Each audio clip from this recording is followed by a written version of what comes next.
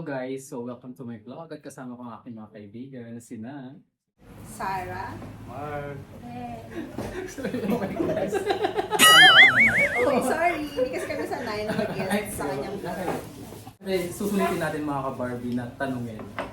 At hindi ko papalagpasin tong araw na to nakasama ko sila. So nag-prepare ako ng mga questions na baka sakaling makapulot tayo ng aral.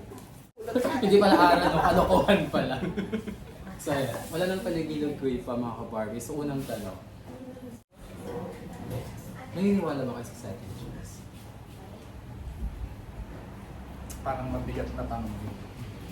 Na ganyan kasi case-to-case basis ang second chance. Sa relationship, para sa akin, hindi. Kung relationship yun pero kung personal relationship mo sa ibang tao, pwede. May chance. Pero hindi na siya kagaya ng dati na 100%. Kasi bakit ba nagkaroon ng second chance? Kasi may nangyaring lamat. Yung lamat, hindi mo na maibabalik sa dati yun. Na ganyan, hindi mo na mapagkakatiwalaan. Kung tiwala man yung naging issue, hindi mo na maibabalik yung buong pagtitiwala. Yung tipong, kunwari pag nagpaalam siya mo, hindi ka na makapanalo. Kahit binigyan mo ng second chance. Kasi hindi na po yung tiwala. Oo. So kasi may nangyari, may backstory yung ganun. Kung yung second chance man, kung mutual naman yung paghihiwalay mo, magkaibigan man o magkarelasyon, kung mutual, possible na magka-second chance. Pero kung masyadong toxic yung nangyari, posible. Ito po si contestant number 3. For me, naniniwala ako. Kasi, been there, done that, hindi lang actually second chance, maraming chance. Kasi, niisip ko, baka pwede pa ito magbago. Pag hindi pa nga napagbigyan ng second chance, paano pa siya magbabago? Diba? So, naniniwala ako. So, kumakapit ka sa rason na baka pwedeng magbago. Oo. Kasi everybody deserves a second chance. So, kung hindi siya, paano mo naman sabi hanggang saan yung limitasyon? Pag di ko na kaya. Pag di ko na kaya, hindi gawa na. Hanggang sa maubos ka na lang. Yeah. Hanggang doon yung bumibigyan. Nakakapagod para sa akin. Sobra. Hanggang maubos ka na lang. Wala ka sa second chance. Or na-experience ko na bang nagbigay? Hindi ko alam kung maniniwala ako sa second chance kasi hindi pa ako nagbigay ng second chance. Kasi hindi ko pa na-experience na, alam yun, na parang wala pa ako sa experience na gano'n, na ako yung magbibigay ng second chance. Gano'n din sa relationship ko sa ibang tao. Pero hindi ko sinasabi ng perfect ng relationship ko sa iba't ibang tao. Nakakasalamuha ko araw-araw. Pero para sa akin, hindi pa ako nagbigay ng second chance. Siguro kasi hindi pa ako nalagay sa puntong gano'n. O baka hindi ko din hinayaan yung sarili ko na malagay sa gano'n. Do you think money can buy happiness? Mabibili ba ng pera? Nabibili ba ng pera ang happiness? Pwedeng oo, pwedeng hindi. Hindi kasi happiness ang tawag doon. Kapag bagay yung pinili mo, or kung para sa'yo, pag material, hindi siya happiness, it's satisfaction. Satisfied ka. Pero, when it comes sa relationship na ang usapan, hindi mo talaga matutunan. Kasi nasa sa'yo kung paano i-interpret ang mga bagay-bagay. Kung paano bibigyan ng kahulugan yung trato ng ibang tao sa'yo. You will never find happiness kung nami-measure siya ng monetary value. Sa akin, feeling ko gano'n. Nagkaroon po ako ng realization doon po sa sagot contestant number 1. Wala na po akong isasagot. Second emotion. Ako, money can buy happiness. Kasi pag nabili mo yung happiness mo through money, wala kang fulfillment. Hindi mo hindi mo masasatisfy yung sarili mo. Ano ko, ako lang sa pera. Kaya, hindi mabibili. Kailan ba lang happiness? Okay guys, thank you for watching. Mukhang nasampal ako ng katotohanan. Wala lang po talaga kaming pera, kaya hindi namin mabili yung happiness. Diba totoo naman? Our own happiness. tag- So, yun yun. Happiness is a choice. Ideal ng perfect day. Ideal. Kailangan ba X-rated? Ha? Hindi X-rated sabi. X-rated ba? Oo. Masakit talaga kung ano ba yung idea nun. Ang susunod na palabas ay rated SPG. Hindi Ano ba? ba yung magulang ay kailangan? Ideal date. O, bahala na kayo. Kapag ano to, pa-inosente ka kasi parang date po coffee shop. Oo. Ang boring, no? Oo. Yun yung common na sinasabi. Very common. Pero siguro sa edad natin, ano bang ideal date? Ako parang back to basic tayo. Kain sa labas, or manood ng sine, tapos kakain, magkwekwentuhan. Tapos after that, di syempre sex. Diba? Yun yung perfect ideal date para sa edad ko na. Age ko ngayon. Kasi I always enjoy a group date talaga with friends. And syempre yung mga partners nila. Ang dami ko kasi experiences na gano'n na ang ganda, na para sa akin, ang ganda, napakasaya, napakagaan lang kapag yung mga kasama mong tao ready makinig sa inyong dalawa ng partner mo. Ganon ka rin sa mga partners din nila. And ang hindi ko malilimutang memory is nung first time namin mga magkakaibigan na dalhin sa na mag-meet sa isang lugar at dalhin sa iisang lugar din yung mga partner namin na kung saan nag-click kaming lahat na parang wala na yung mag-jowa, or magkakarelasyon, para na kami naging isang malaking barkada. So para sa akin, ang ideal date is hindi mailalarawan sa isang setting lang, kundi kung ano yung memories na na-build ninyo sa panahon na magkakasama kayo. As in, yung nasa idea ko kasi dati is sa beach, which is nagawa namin, camping on the beach with bonfire. Tapos merong mga personal na dito, yung setting, may tanungan, ganun. May, syempre, di mo wala, mature na tayo, di ba? May inuman, may alak. Napalakasin yung loob mo. So parang lumalabas na hindi ka talaga selosa mo. Kasi Hindi. may mga kilala ko talaga na ayaw nilang nagiging kaibigan yung jowa. Kasi selosa, yung parang natakot sila, may fear na baka sulutin. Hindi. Kasi siguro sobrang strong na nung friendship namin. Yung trust Bago pa, nandun. oo, yung trust nandun na bago pa siya na i-welcome or bago ko pa siya na inadala sa grupong pinagdalhan ko sa kanya. And doon naman ako very proud sa sarili ko at sa kanila din.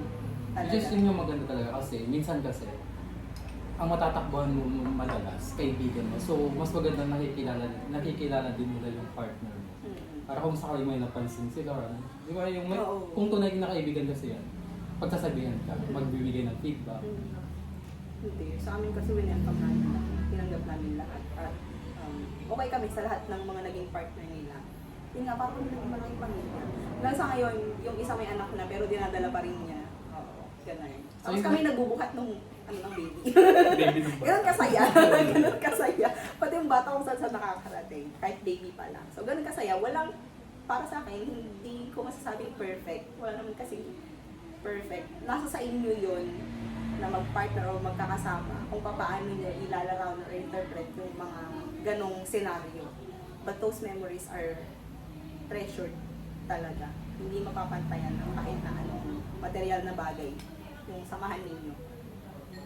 That makes everything perfect. Ikaw, best. Candidate number Agree ka ba? Or hindi? Yun na lang tanong ko. Hindi mo kailangan gumastos ng malaki. Hmm. Ang gusto ko, yung kahit sa turo-turo lang, doon lang kayo sa tabi-tabi, basta nagkakwentuhan lang kayo. At nag-e-enjoy Nag-e-enjoy sa company ng isa't Quality isa. time, no? Kasi Quality, madalas yes, kasi, quality yung dapat yung laging iniisip ng mga mag-jowa. Lalo na sa partner nila na, hindi mo naman kailangan gumastos. Yung makasama mo lang. Yung mag-build kayo na, mag-create kayo ng memories na magkasama. Kahit saan yan, kahit nasa bukid or kahit sa totoo. gilid Kahit saan lang. lang. Oo. Ever since yun ang ideal date ko.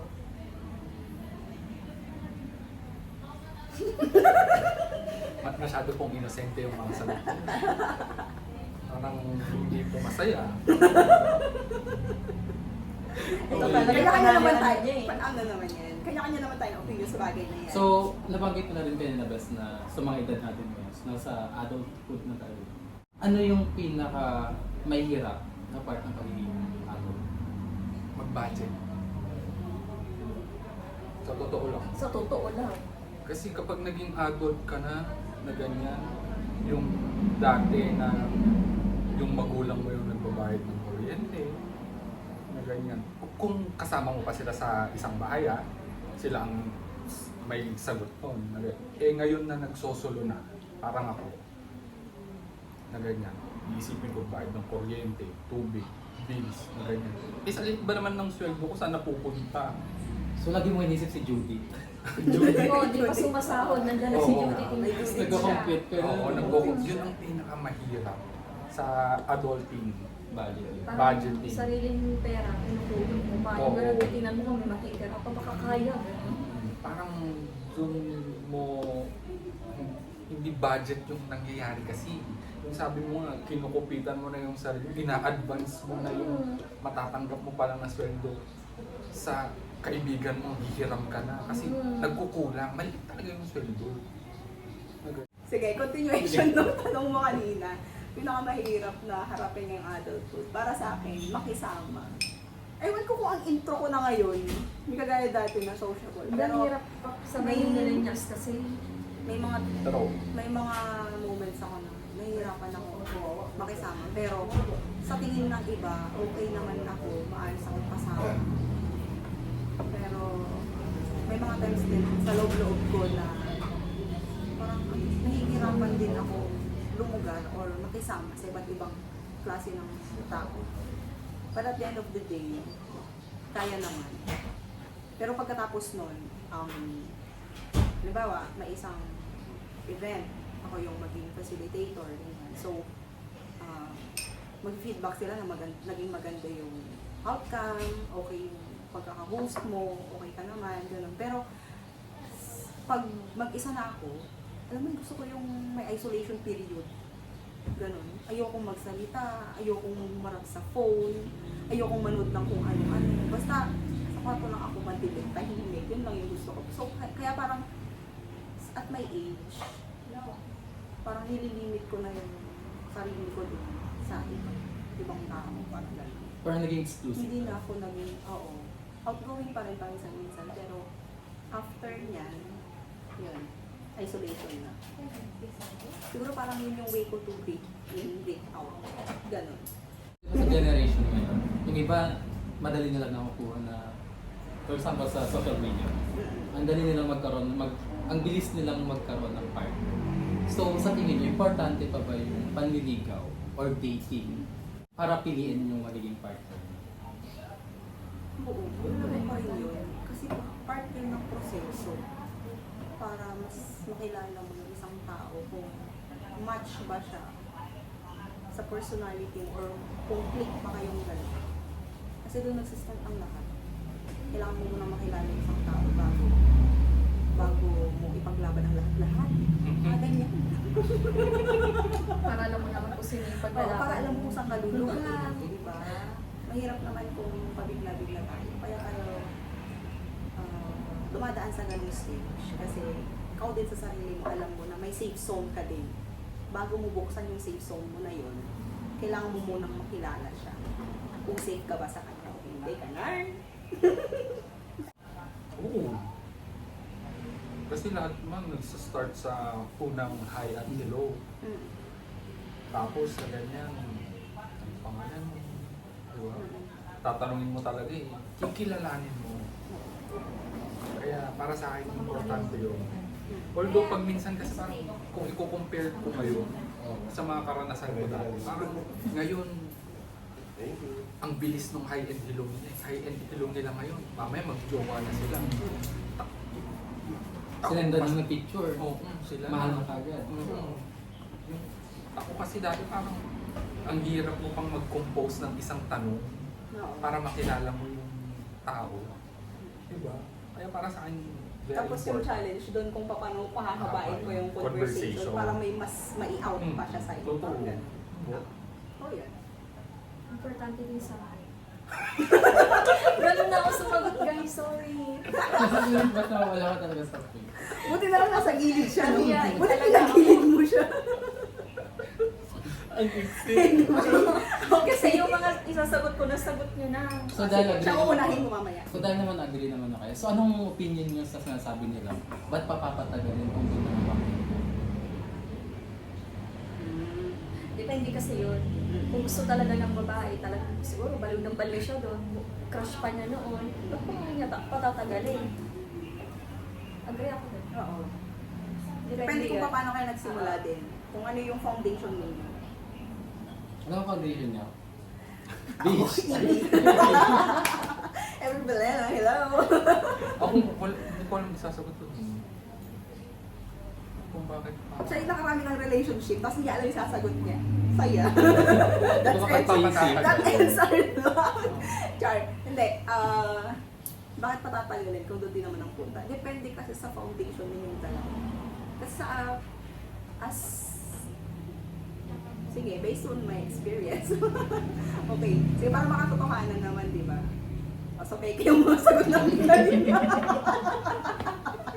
Anyway, hindi, totoo to. Sa akin, kasi sa experience ko, nag-start kasi talaga kami as workmates, naging friends, tagal ng, long overdue, friends, naging BFF, bago naging MU. Umabot sa level na BFF, na MU, and then ligawan stage, na hindi naman nagtagal yung ligawan na stage, then naging kami na. Pero yung tanong, over the phone, alas stress ng madaling araw, mga ganun, na phone talks, hanggang alas stress ng alas 2, gano'n. Hindi ko pa na-realize na naliligaw siya noon, unless I confirm. Yun. Pero may paghana nga naman, pagbiro. Yan. Kasangkot siya sa isang aksidente. Hindi naman siya yung 50-50 yung life ganun. Hindi naman. Minor injuries lang. Pero yung naramdaman, alam mo yun, naramdaman mo yung takot na parang anytime pala. Anytime, any moment of the day, pwede siyang mawala. Ba't mo pa patatagalin? Doon ko na-realize yun. Doon ko na-realize yun. So, kung strong naman na yung foundation niyo, doon papasok yung sinabi yung Marks na ba't mo pa patatagalin? Kung doon din naman pupunta. At kung sure ka na talaga, edi so be it, di ba?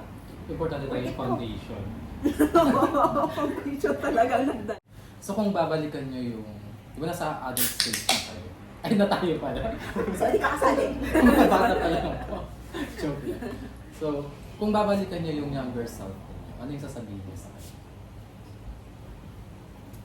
You did well. Wala kasi akong maisip. Kasi parang lumaki ako na don't regret anything that you will do. Kaya parang wala akong sasabihin. Siguro kung may gusto man akong sabihan in the past, siguro yung nanay. Hindi yung sa akin na ganyan. Na parang, pumili ka naman ng mas jojowain kahit wala na ako. Parang ganyan. Kasi kung para sa akin na ganyan, parang hinayaan niya akong gawin lahat ng gusto ko. Kaya wala akong masasabi sa sarili ko in the past na dapat ganito yung ginawa mo, ganito, ganito. Although, may mga nangyari sa akin na sana naging mas friendly ako. Pero kung iisipin ko yun ngayon, hindi ko talaga i-regret eh. Ganito na ako ngayon eh, dahil sa mga nangyari noon. Kasi yun yung naging part ng growth. So parang lumalabas na mag-take care ka na lang Oo. sa younger self. Younger self, parang okay, ang aga mong nag-mature. Ang panalo, keep yun. Alright. Ano nangyayari sa buhay niyo na gusto niyo balikan? Ano yung pangyayari na yun? Bakit? Yung sana hindi ako tumingin sa pag-aaral para sa kapatid ko. Yung sising-sisi talaga ako. Yung nagparaya ka. Pero, kasi sa tingin mo parang siya yung pag-aangat at tata yung magiging stable na pader para sa pamilya. Pero hindi. Sana ako na lang pala. Knowing na ako din naman yung mas may interest mag-aral din noon. Pero huminto ako for the sake din na alagaan din yung mother ko. Hindi ko naman pinagsisihan yun, pero pinagsisisihan ko na sana pala ako na lang yung tuloy para na mas naunang mag-aral kaysa siya. Yun. Kung pwede siguro mag-delete nung moment, di ba? Mm, Parang okay. parang yung sa'yo na ganyan. Yung, Delete mo yung part oo, na yun. Yung part na yun. Sige, kung may buburahin kang ano, pangyayari sa buhay. Ako din kasi Ano yun? nag-stop. Kagaya ni Mm. Sama. Nag-stop din ako. Kung pwede lang ma-delete yun. Oo. Kaya kasi parang unproductive yung nangyari sa akin. Nasayang yung oras. Oo, oras. Yung Although yung circumstances kung bakit ako nag-stop is hindi ko naman hawak dahil family problem, ganun-ganun. Halo-halo na, nandun na lahat. Pero unproductive kasi para sa akin. Nag-stop ako, tapos wala din namang nangyari. Hindi ko din naman kayang gawin yung gusto kong gawin. Walang freedom, kumbaga. Naging stagnant ka lang. Oo. Wala lang, andun ka lang. Gusto kong ma-delete lang yun. Para nagtuloy-tuloy sana. Kahit sana nagkaroon ng problema, sana naging financially able pa din na nakapagtuloy ako ng pag-aaral. Pero hindi. Contestant number. Ganun din. Copy Copy paste. Copy paste. Siguro kasi matanda na tayo ng naiisip namin. Nag-stop tayo. Realize natin yung value ng time. Tayo. Ano yung pinaka most heartbreaking na pangyayari sa buhay na mas pinatatag kayo? Alam ko na yung sa'yo. Alam ko na din yung sa akin. Alam na kasi nila yung sa akin. Siyempre yung nawala yung mother ko. Yung trainer ko. Yung laging sumasalo. Yung sasaluhin ka kapag hindi ka okay. Yung ganun. Yun yung pinaka heartbreaking sa akin. Pero hindi ko pinakitang broken ako nung panahon na yan. Alam nila yun. Kasi Siguro ganun mo nasa nagka- character ko. Oo. Siguro nasa character ko na kapag nasa labas ako, okay ako, matibay ako. Pero hindi, ang hindi alam ng lahat. Yung mag-isa na ako, nandun yung iyak, andun yung karamdam na isa ka. So yun yung pinaka-heartbreaking. Kahit na ngayon kapag binabalikan, hindi ko maiwasan talaga yung medyo may kurot pa din. Hindi ka kasi talaga makaka-move on. Ewan ko basta pagdating sa part na yun ng buhay ko, walang salitang moving on.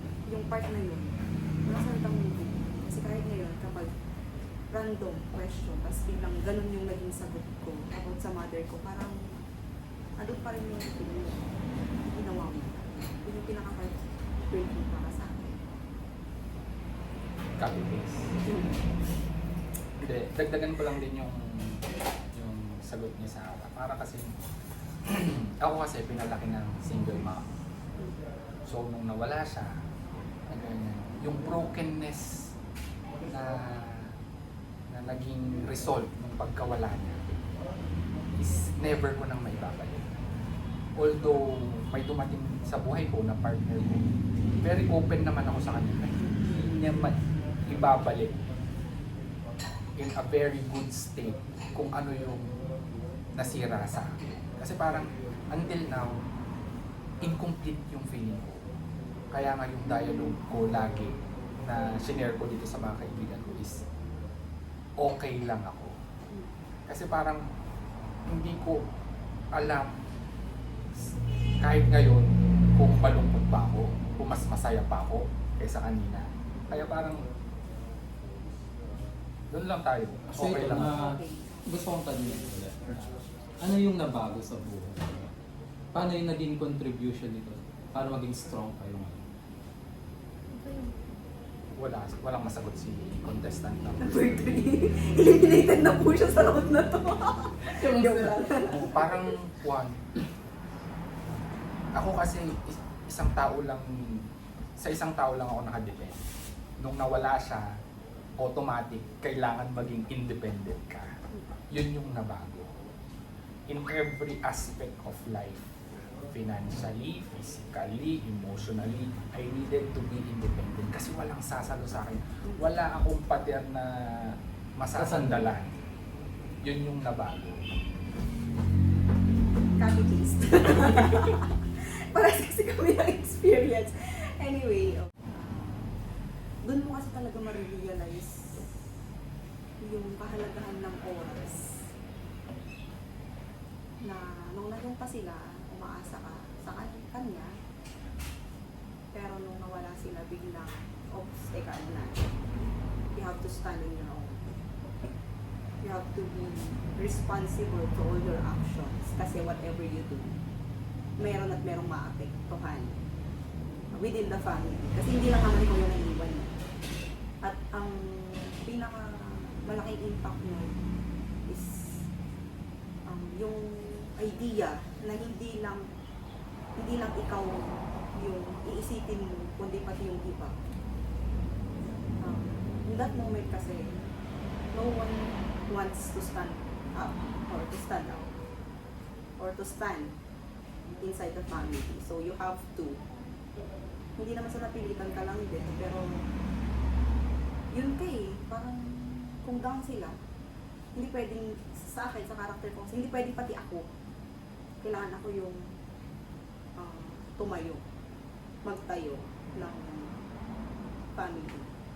Hindi ko sinasabing as a breadwinner, pero at least man lang, meron silang makikita na isa na strong para at least makabangon din sila na to the point na ikaw na yung, kahit ikaw na yung nagtidrain, pero sila, umugod pa rin ang lakas sa'yo. Kailangan na maging source of strength. Kailangan mo maging source of strength. Yun. So, it will always be part of your growth as a person. And doon ka rin matututo sa buhay ang mga bagay-bagay. Candidate number 3. Ay, sagot si candidate number 3. Hindi niya ako pinasagot dun sa heartbreaking. Kaya wala akong sagot. Hindi, pinaka-heartbreaking. Ang ngayon ako sasagot ako dun sa At heartbreaking. least tuloy-tuloy. Hindi siya nakabug on sa heartbreaking. Sige, pagbigyan. Pinaka-heartbreaking ko. Dalawa. Siyempre, namatay kong kapatid. Dalawa sila. And then, pero mas masakit tong pangalawa. Kasi kapatid ko, nalimutan yung nanay na. Yung huling kapatid ko na namatay last year lang.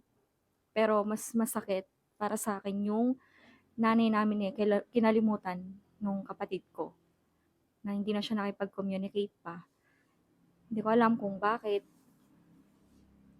Okay lang naman sana na kahit kami kalimutan niya, hindi na kami kausapin, pero wag naman sana yung nanay namin. And then, ano yung natutunan?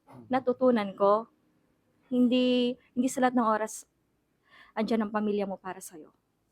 Kaya matuto kang tumayo sa sarili mong paa. Ang unang mong kakapitan, yung sarili mo talaga. Yun ang unang makakatulong sa'yo. Kung kaya mo. Huwag ka na umasa sa iba. Actually, mas okay pa nga na humingi ka na lang ng tulong sa iba sa sarili mong pamilya. Totoo. Kasi sila, wala silang masasabi, pero pamilya mo, sila pa yung may mas maraming kuda. Yan lang. Wala naman po siyang inaaway sa pamilya. So, Sorry, mukhang- mahihain lang ako. so dahil nabanggit nyo kanina yung mother niya, so anong ina-admire nyo sa magulang niyo? Sa mga- Ako lahat.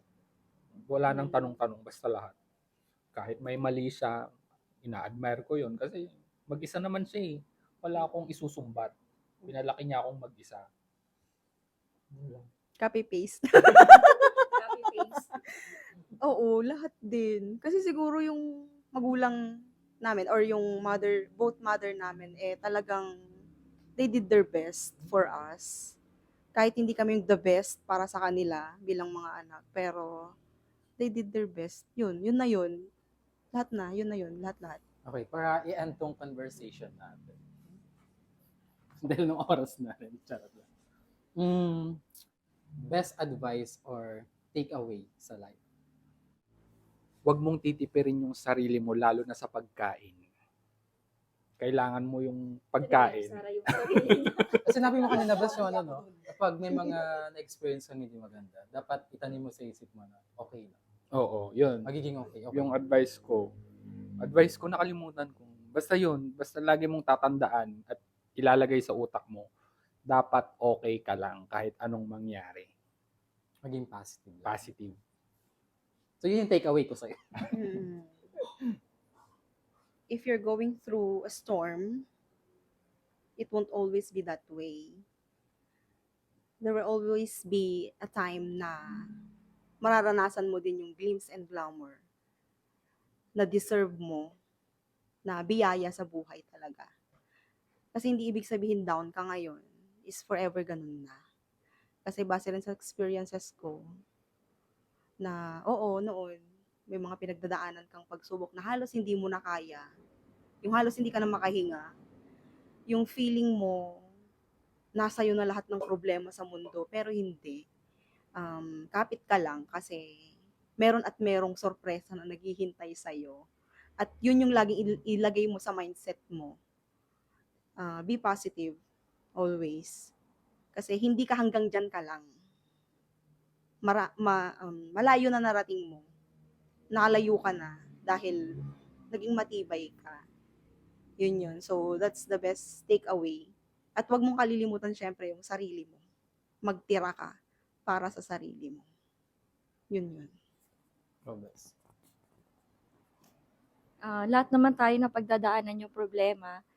So, chill ka lang, malalagpasan mo yan. Always remember, there's always a rainbow after the rain. Lahat ng pagsubok na nararanasan mo ngayon, pagsubok lang yan, dadaan lang yan. Basta maging positive ka lang, lumaban ka, hindi lang para sa pamilya mo, kundi para sa sarili mo. True. Kapit lang. Kapit lang. So, awarding na. Most talkative. So yun guys. So sana may mga napulot kayong aral.